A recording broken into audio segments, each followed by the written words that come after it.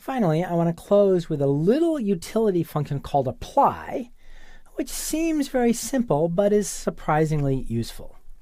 So the idea of apply is that you have a function that normally takes 2 arguments. And instead of passing it 2 arguments, you use apply and you supply an array of 2 arguments. And it basically unpacks the array, takes the individual arguments, and passes them to the original function. And the usage is you take a function,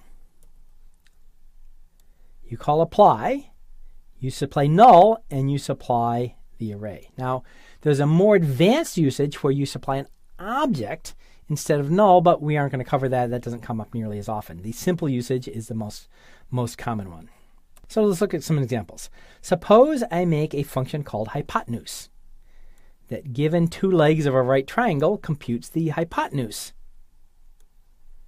of the right triangle. Okay, it seems very straightforward. That's, middle school or high school trigonometry here. But the point is that hypotenuse takes 2 arguments separately, leg 1 and leg 2. It doesn't take an array.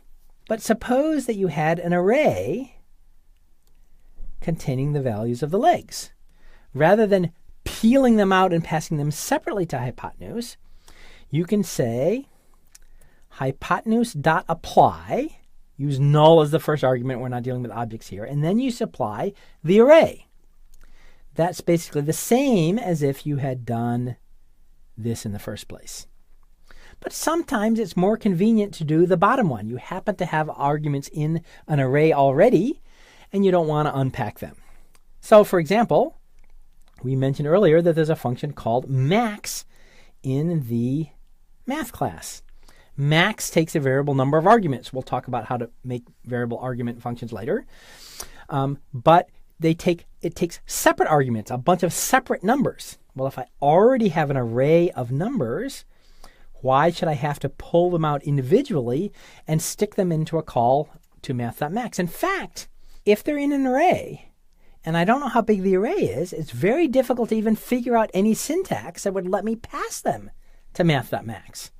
You'd have to do some sort of loop and do the comparisons, as you go along, or to reduce, or something like that. But if you know about apply, it's simple. You just say math.max.apply, null, we're not dealing with objects here, and you pass in the array. It's as if you had called math.max on 1, 3, 5, 7, 6, 4, 2 as separate arguments. Seems simple, but is surprisingly useful when you have values that are already in an array.